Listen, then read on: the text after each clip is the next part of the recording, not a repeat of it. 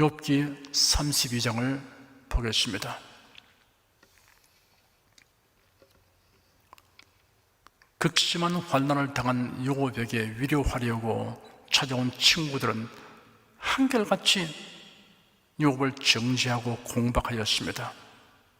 일평생 경건하게 살아온 욥은 얼토당토 않는 친구에 반박하였습니다. 그래야 논쟁이 일어났습니다. 욥과 세 친구의 변론은 엘리바스와 3번, 빌닷과 3번, 소발과는 2번이었습니다.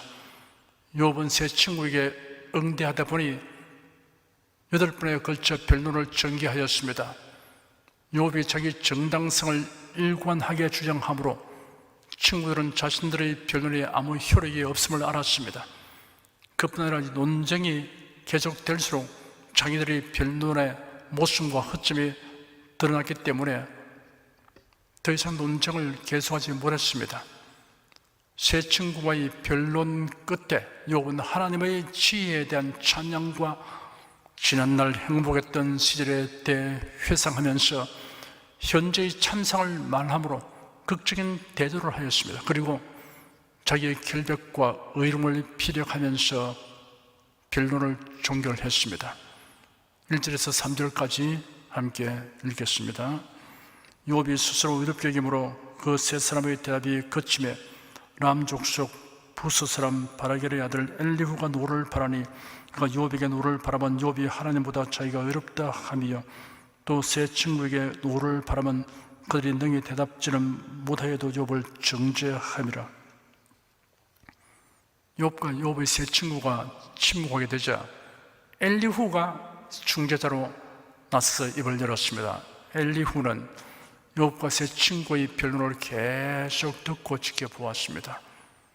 자기의 의로움과 결백에 대한 지나친 주장을 하는 욥과 욥의 실상을 정확히 진단하지 못한 채 욥이 당하고 있는 고난은 죄의 결과라는 단순한 논리로만 욥을 일방적으로 정죄하려는 세 친구에 대하여 노를 바라였습니다.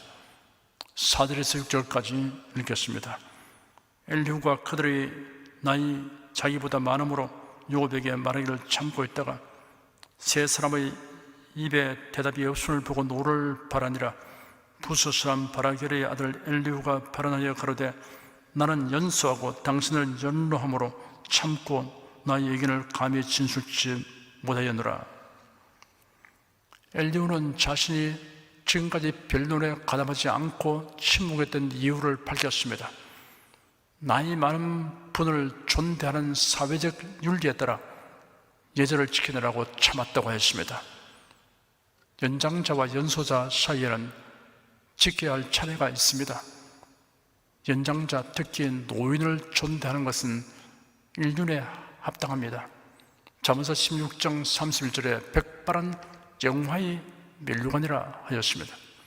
연장자와 노인을 존대하라는 말은 그 가르침을 무조건 따르라는 의미가 아닙니다. 노인 그리고 부모의 생각이 다 옳다고 할 수는 없습니다. 그러나 경청할 가치가 있습니다. 더욱이 자식이 부모의 말을 경청하는 것은 부모 공경의 도리입니다. 노인은 가만히 계세요 라고 무시하는 은행을 삼가야 합니다. 노인의 축적된 삶의 경험과 지식에서 나오는 지혜는 소중한 가치가 있습니다. 노인의 지혜가 소중하다는 것을 말해주는 옛 이야기들이 있습니다.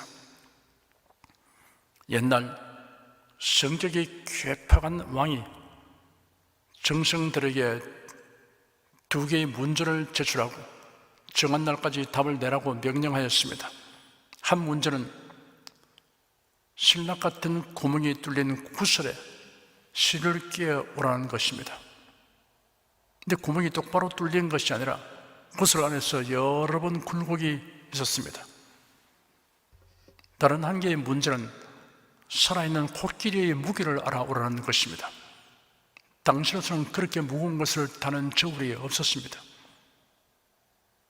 한 정성이 연로한 아버지를 모시고 있었는데 아들의 얼굴에 수심이 가득한 것을 본 아버지가 아들에게 골몰하고 수심한 일이 무엇이냐고 물었습니다.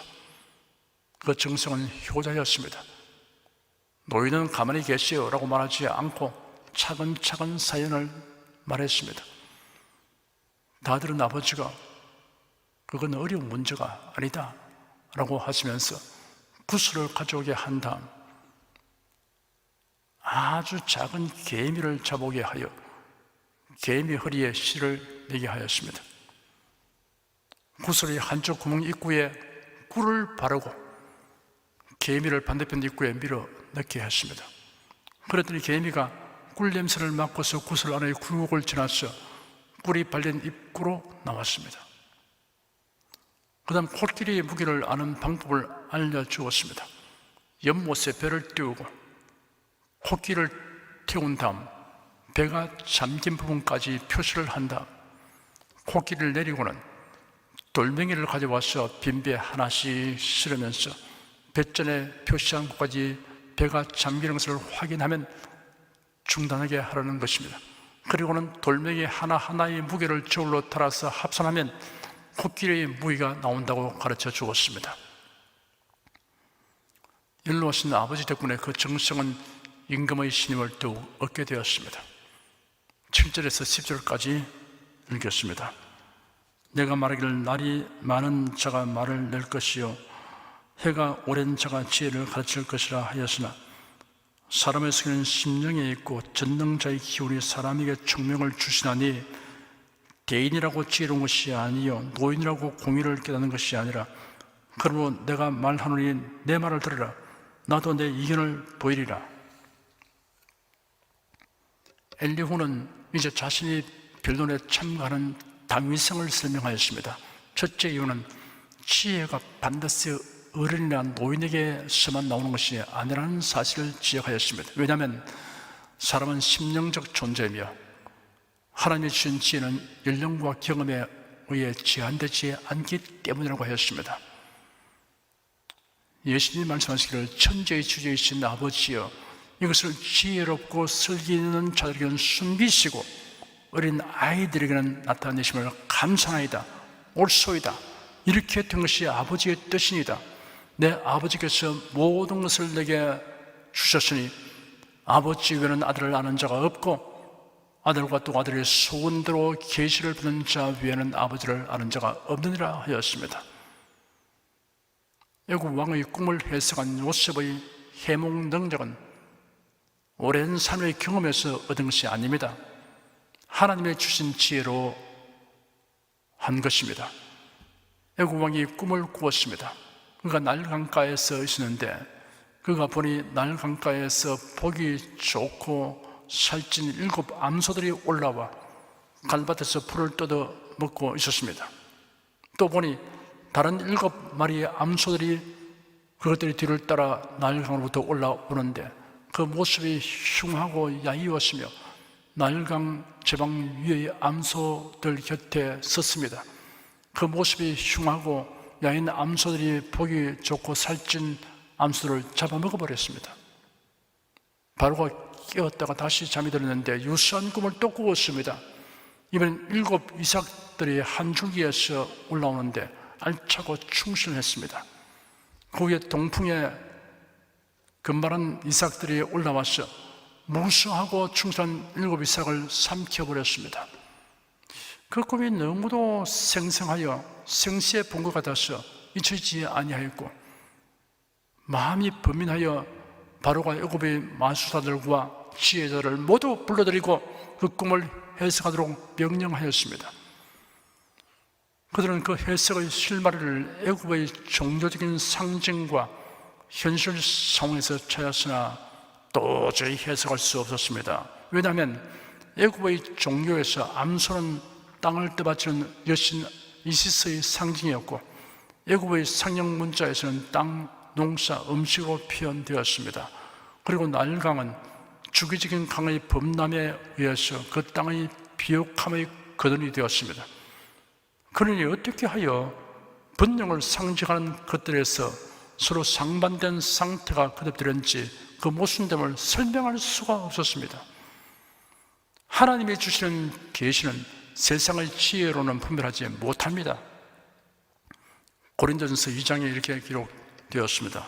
우리가 온전한 자들 중에서 지혜를 말하노니 이는 이 세상의 지혜가 아니요 또 이 세상의 없어질 관원의 지혜도 아니요 오직 비밀한 가운데 있는 하나님의 지혜를 말하는 것이니 곧 감추었던 것인데 하나님이 우리의 영광을 위하사 만세전에 미리 정하신 것이라.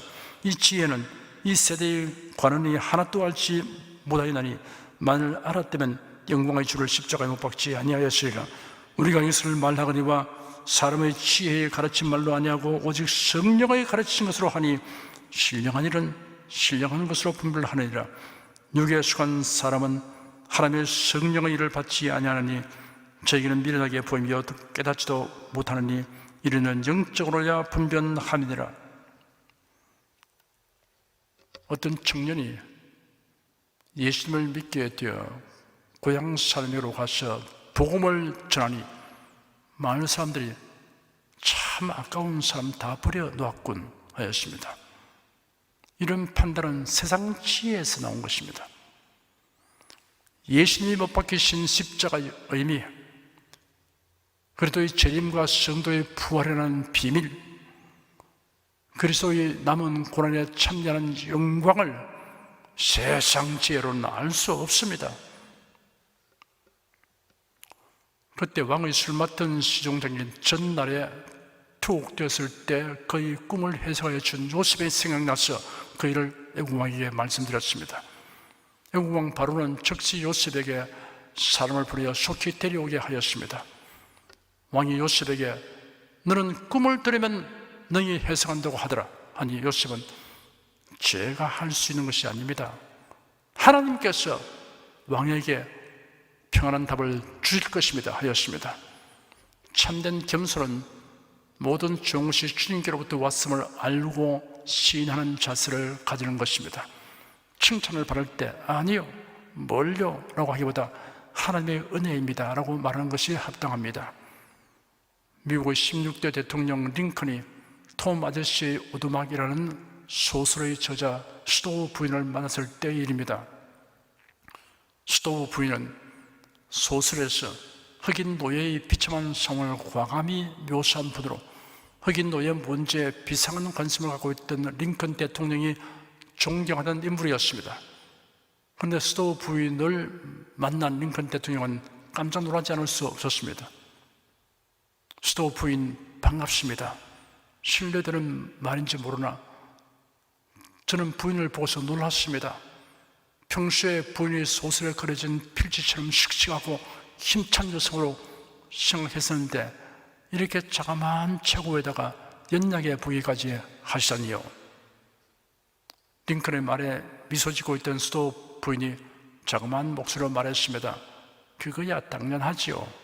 톰 아저씨의 오두막이 어디 제 소설입니까? 그건 하나님이 이 시대를 타다며 서게 하신 겁니다.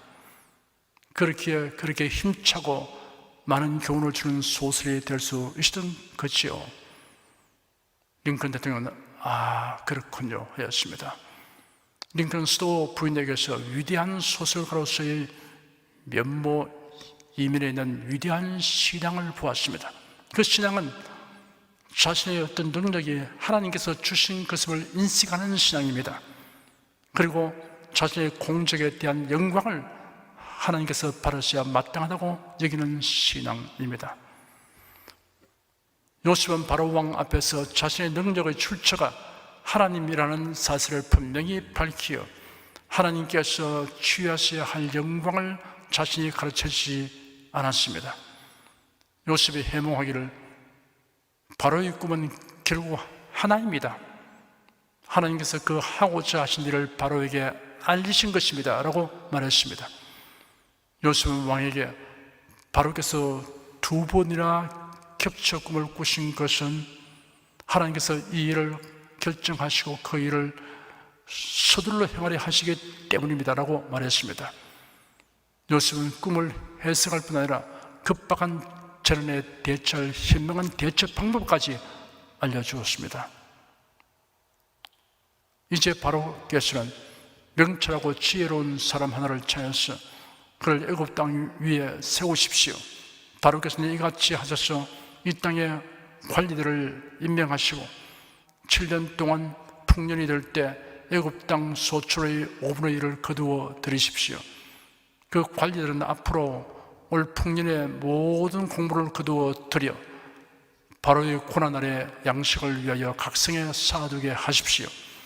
그 식량이 애굽 땅에 있게 될 7년의 흉년을 대비한 양식이 되면 이 땅이 그 기근으로 멸망하지 않을 것입니다.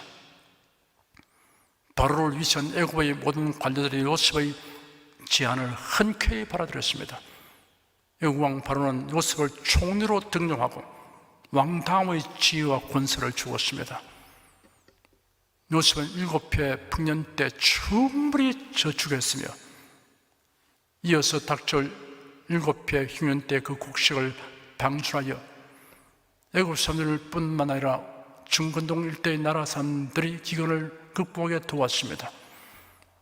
요셉이 애굽의 총리가 된 때 그 나이 30세였습니다. 하나님께서 요셉에게 특별한 지혜를 주셨던 것입니다. 하나님께서 원하시고 기뻐하시면 남녀, 노주에 무관하게 신령한 지혜를 주십니다. 11절에서 16절까지 함께 읽겠습니다. 내가 당신들의 말을 기다렸고 당신들이 할 말을 합당하도록 하여 보는 동안에 그 별눈에 내 귀를 기울이더니 자세히 들은즉 당신들 가운데 욥을 끄고 그 말을 대답한 자가 없도다. 당신들이 혹시라도 말하기를 우리가 지혜를 깨달았구나. 그를 이길 자는 하나님이시여 사람이 아니라 하지 말지니라. 그가 내게 말을 내지 아니하시니 나도 당신들의 말처럼 그에게 대답지 아니하리라. 그들이 놀라서 다시 대답하지 못하니 할 말이 없음이로구나. 그들이 말이 없이 가만히 있어서 다시 대답지 아니한즉 내가 어찌 더 기다리랴. 엘리후가 이제 변론에 참가하는 당위성으로 제시한 둘째 이유는 앞에서 욥과 논쟁했던 세 사람이 욥을 납득시키지 못했다는 사실을 지적했습니다. 그리고 세 사람이 더 이상 변론하지 못하고 입을 다물었기 때문이라고 하였습니다. 욥의 변론을 이기지 못한 세 사람에게 엘리후는 욥을 이길 자는 하나님밖에 없다라고 변명하지 말라 하였습니다. 17절에서 20절까지 읽겠습니다. 나도 내 본분대로 대답하고 나도 내 의장을 보이리니 내가 말이 가득하고 내 심령이 나를 강박함이니라. 보라, 내 가슴은 봉한 포로 주었고 새 가죽 부대가 터지게 됨 같구나. 내가 말을 바라야 시원할 것이라. 내 입을 열어 대답하리라. 엘리후가 변론에 참가하는 당위성으로 제시한 셋째 이유는 말하지 않고는 견딜 수 없고 더 이상 기다릴 수 없는 심정이 되었기 때문이라고 하였습니다. 내게 말이 가득하고 내 심령이 나를 강박함이라. 보라, 내 가슴은 봉한 포도주 같고 새 가죽 부대가 터지게 됨 같구나. 내가 말을 바라야 시원할 것이라. 내 입을 열어 대답하리라. 마치 부대 속에 가득 채워져 봉해진 포도주가 발효됨에 따라 터져 나올 것 같은 심정이었습니다. 하나님이 주신 예언이나 복음을 말하지 않고는 견딜 수 없는 심정을 예레미야와 바울은 이렇게 토로하였습니다. 예레미야는 밝히기를 여호와를 선포하지 아니하면 나의 중심에 불 붙는 것 같다고 하였습니다. 바울 사도는 만일 복음을 전하지 않으면 내게 화가 있을 것이므로라 라고 피력하였습니다. 이러한 심령을 가진 분들로 인해서 교회가 부흥됩니다. 21절, 22절 두 절 읽겠습니다. 나는 결코 사람의 낯을 보지 아니하며 사람에게 아첨하지 아니하나니 이런 아첨할 줄을 알지 못함이라. 만일 그리하면 나를 지으신 자가 속히 나를 취하시리로다. 엘리후는 자신이 사람의 낯을 의식하거나 아첨하여 말하는 것이 아님을 강조하였습니다. 엘리후의 모범적 성격과 자세가 엿보입니다. 신앙이 확고하였습니다. 그런 신앙적 가정 출신이었습니다. 엘리후라는 이름은 그가 나의 하나님이라는 뜻입니다. 그의 부친의 이름 바라겔은 오 하나님 복을 주었어, 하나님께서 복을 주셨다라는 뜻입니다. 겸손하고 예의 발랐습니다. 침착하고 인내심이 있었습니다. 듣기는 속히 하고 말하기는 더디하라. 야고보서 1장 19절 말씀입니다. 사리 분별력이 있고 진중하였습니다. 결단력과 용기가 있었습니다. 열정적이었습니다. 강직하였습니다. 이런 성품은 누구에게나 본이 됩니다. 특히 복음 전도자가 갖춰야 할 자질입니다. 복음을 전할 때 그 사회의 문화와 관습을 무조건 무시할 것은 아닙니다. 바울 사도는 말하기를 여러 사람에게 내가 여러 모양이 된 것은 아무쪼록 몇몇 사람들을 구원하고자 함이니 하였습니다. 그러나 사람의 낯을 의식하거나 사람에게 아첨하여 진리를 변절시키거나 혼잡하게 해서는 안 됩니다. 돈이나 명성이나 인기를 얻기 위해 상황에 따라 말을 바꾸는 사람은 진실한 그리스도인이 아닙니다. 기도하겠습니다. 고난을 겪는 당신은 괴롭고 슬프지만 성령님의 도우심으로 극복하고 나면 그 고난이 영적 성장과 영광과 상급을 싣고 온 수레가 되도록 섭리하시는 하나님을 찬송합니다. 전능하시고 선하시며 진실하신 하나님께서 예수 그리스도 안에 있는 성도와 함께 하시고 때를 따라 도와주시기 때문에 항상 소망을 가지고 살아갑니다.